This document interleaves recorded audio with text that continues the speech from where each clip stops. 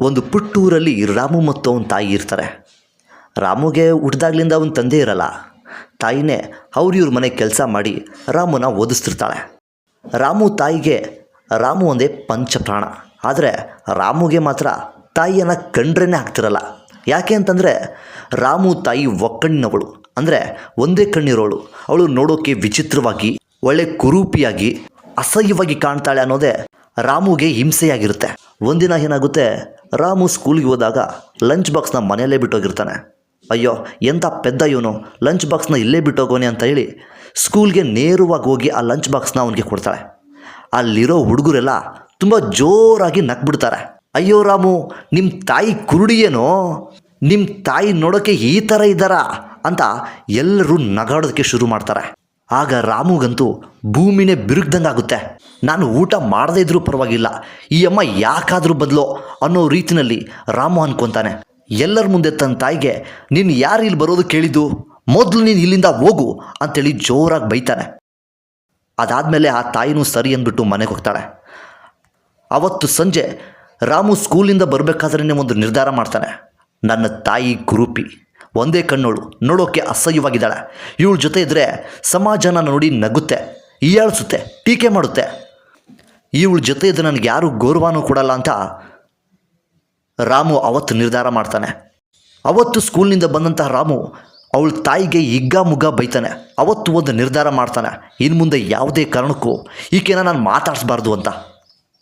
ಆದರೆ ತಾಯಿ ಕರಳು ಎತ್ತು ಕರಳಲ್ವೇ, ಎಷ್ಟೇ ಬೈದರೂ ಕೂಡ ಅವನು ನನ್ನ ಮಗ ಅನ್ನೋದೇ ಆ ತಾಯಿಯ ಗುಣ ಆಗಿರುತ್ತೆ. ತಾಯಿ ಹಿಂದಿಂದೆ ಹೋಗಿ, ಯಾಕಪ್ಪ ರಾಮು, ನಾನು ಏನಪ್ಪ ಮಾಡಿದೆ, ಯಾಕೆ ನನ್ನ ಮಾತಾಡಿಸ್ತಿಲ್ಲ ಅಂತ ಗೋಗಿರ್ತಾ ಇರ್ತಾಳೆ. ಆ ತಾಯಿ ಎಷ್ಟೇ ಬೇಡ್ಕೊಂಡ್ರು ರಾಮು ಏನೂ ರಿಯಾಕ್ಷನ್ ಕೊಡಲಾರ್ದೆ ಸುಮ್ಮನಾಗ್ಬಿಟ್ಟಿರ್ತಾನೆ. ಇದಾದಮೇಲೆ ಸ್ಕೂಲ್ ಡೇಸ್ ಮುಗಿಯುತ್ತೆ. ಕಾಲೇಜ್ ಡೇಸಲ್ಲೂ ಕೂಡ ರಾಮು ಅವ್ರ ತಾಯಿ ಜೊತೆ ಮಾತನಾಡೋದೇ ಇಲ್ಲ. ಮೊದಲು ಅವಳ ತಾಯಿನ ಬಿಟ್ಟು ಹೋಗೋದಕ್ಕೆ ಪ್ರಯತ್ನ ಪಡ್ತಾ ಇರ್ತಾನೆ. ಹೀಗಿರಬೇಕಾದ್ರೆ ರಾಮು ಕ್ಯಾಂಪಸ್ ಸೆಲೆಕ್ಷನ್ ಆಗಿ ಒಂದು ಒಳ್ಳೆ ಜಾಬ್ ಸಿಗುತ್ತೆ.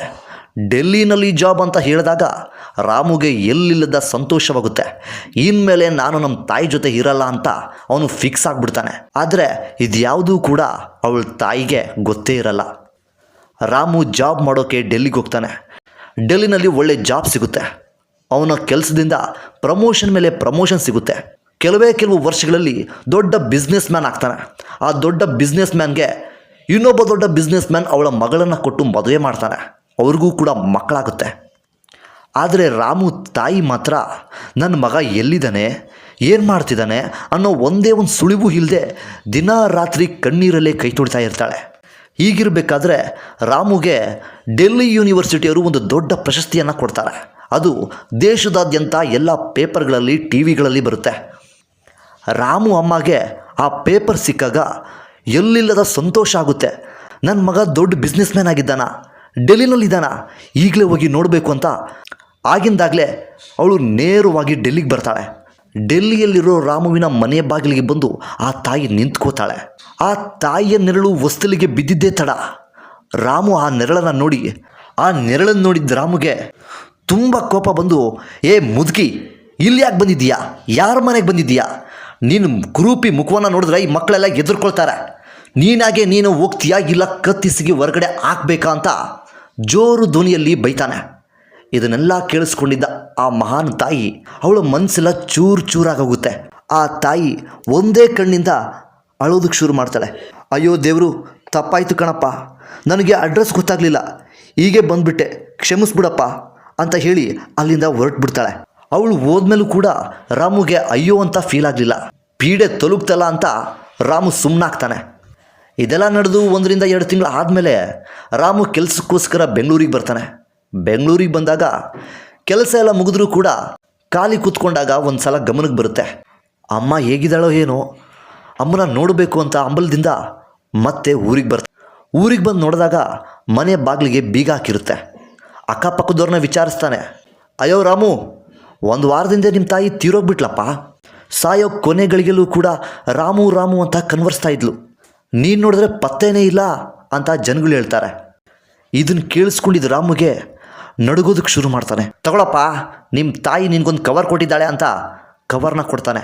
ರಾಮು ಭಯದಿಂದ ನಡುಗುತ್ತಲೇ ಆ ಕವರ್ನ ತಗೊತಾನೆ. ಅದರಲ್ಲೊಂದು ಪತ್ರ ಇರುತ್ತೆ. ಆ ಪತ್ರದಲ್ಲಿ ಹೀಗಿರುತ್ತೆ: ಕಂದ, ಕಡೆಗೂ ನಿನ್ನನ್ನು ನೋಡದೆ ಸತ್ತೋಗ್ತಾ ಇದ್ದೀನಿ. ಕ್ಷಮಿಸ್ಬಿಡು. ನಿನಗೆ ಗೊತ್ತಿದೆಯಲ್ಲ, ನೀನಿಲ್ಲದೆ ನನಗೆ ಇನ್ನೊಂದು ಜಗತ್ತೇ ಇರಲಿಲ್ಲ. ನನ್ನ ನೆರಳು, ನನ್ನ ಉಸಿರು, ನನ್ನ ಎದೆಯ ಹಾಡು ಎಲ್ಲ ಕೂಡ ನೀನೇ ಆಗಿದ್ದೆ. ಆಗಿದ್ದರೂ ಕೂಡ ನನ್ನ ಕುರುಡುತನದ ನೆಪ ಹೇಳಿ ನೀನು ಬೇರೆಯಾಗಿಬಿಟ್ಟೆ. ದೆಹಲಿಗೆ ಹೋದೆ, ಅಷ್ಟೆತ್ತರ ಬೆಳೆದೆ, ಪ್ರಶಸ್ತಿ ತಗೊಂಡೆ, ಮದುವೆಯಾದೆ. ಇಲ್ಲಿ ನಾನು ದಿನ ದಿನವೂ ನಿನ್ನ ನೆಪದಲ್ಲೇ ಬದುಕ್ತಾ ಇದ್ದೆ ಕಣೋ. ಕಡೆಗೂ ಒಮ್ಮೆ ನಿನ್ನ ಬದುಕು ನೋಡಬೇಕು, ನಿನ್ನ ವೈಭವವನ್ನು ನೋಡಬೇಕು, ನಿನ್ನ ಸಂಸಾರವನ್ನು ನೋಡಿ ಕಣ್ ತುಂಬಿಕೊಳ್ಬೇಕು ಅನ್ನಿಸ್ತು. ಅದಕ್ಕೋಸ್ಕರ ಈ ಒಂಟಿ ಕಣ್ಣಿನ ನಾನು ಸೀದಾ ದೆಹಲಿಗೆ ಬಂದೆ. ಕನ್ನಡವಲ್ಲದೆ ಬೇರೆ ಭಾಷೆನೇ ಗೊತ್ತಿಲ್ಲದೆ ಇರೋ ನಾನು ನಮ್ಮೂರು ಬಸ್ ಸ್ಟ್ಯಾಂಡ್ ಬಿಟ್ಟರೆ ಬೇರೆ ಬಸ್ ಸ್ಟ್ಯಾಂಡೇ ನೋಡಿರಲಿಲ್ಲ. ದೆಹಲಿಗೆ ಬಂದು ಅಲ್ಲಿ ವಾರಗಟ್ಟಲೆ ಅಬ್ಬೇಪಾರಿಯಾಗಿ ಅಲೆದದ್ದು, ಅದು ಹೇಗೋ ನಿನ್ನ ಮನೆ ಹುಡುಕಿದ್ದೆ ಒಂದು ದೊಡ್ಡ ಸಾಹಸ. ಆದರೆ ಒಂದು ಹೇಳ ಕಂದ, 1ನೇ ಕ್ಲಾಸಲ್ಲಿ ನೀನು ಆಟ ಆಡಬೇಕಾದ್ರೆ ನಿನ್ನ ಕಣ್ಣಿಗೆ ಪೆಟ್ಟು ಬಿದ್ದು ಒಂದು ಕಣ್ಣೇ ಹೋಗಿತ್ತು. ನೋಡಮ್ಮ, ಒಂದು ಕಣ್ಣು ಹೋಗ್ಬಿಟ್ಟಿದೆ, ಹಾಗಾಗಿ ಮುಂದೆ ಸಾಯೋ ತನಕ ನಿನ್ನ ಮಗ ಒಕ್ಕಡಿನವ ಆಗಿರ್ತಾನೆ ಅಂದಿದ್ರು ಡಾಕ್ಟ್ರು. ನನ್ನ ಮಗನಿಗೆ ಒಕ್ಕಣ್ಣೆ ಬೇಡವೇ ಬೇಡ ಅಂದಿತ್ತು ನನ್ನ ಮನಸ್ಸು. ಅಷ್ಟೇ, ಡಾಕ್ಟರ್ಗೆ ಕೈ ಮುಗಿದು ಕಾಲಿಡಿದು ಗೋಳಾಡ್ತಾ ಇದ್ದೆ, ಬೇಡ್ಕೊಂಡೆ. ಅತ್ತಾರು ಮನೆಯಲ್ಲಿ ಸಾಲ ತಂದು, ದುಡ್ಡು ತಗೊಳ್ಳಿ ಡಾಕ್ಟ್ರೇ, ನನ್ನ ಒಂದು ಕಣ್ಣನ್ನೇ ತೆಗೆದು ನನ್ನ ಮಗನಿಗೆ ಜೋಡಿಸಿ, ನಾನು ಇವತ್ತು ನಾಳೆಯೋ ಸಾಯೋ ಹೆಂಗಸು, ನನಗೆ ಒಂದೇ ಕಣ್ಣಿದ್ರೆ ಸಾಕು ಅಂದೆ. ಡಾಕ್ಟರ್ ಆಗ ಮಾಡಿದರು. ಸಾಯೋವರೆಗೂ ಈ ವಿಷಯ ಹೇಳ್ಬಾರ್ದು ಅಂತ ನನಗೆ ಅನಿಸಿತ್ತು. ಹಾಗೇ ಬದುಕಿದ್ದೀನಿ. ಈಗ ಸತ್ತ ನಂತರ ಕೇಳ್ತಾ ಇದ್ದೀನಿ ಕಂದ, ಒಂದೇ ಒಂದು ಸಲ ನನ್ನನ್ನು ಅಮ್ಮ ಅಂದು ಕರಿಯಪ್ಪ.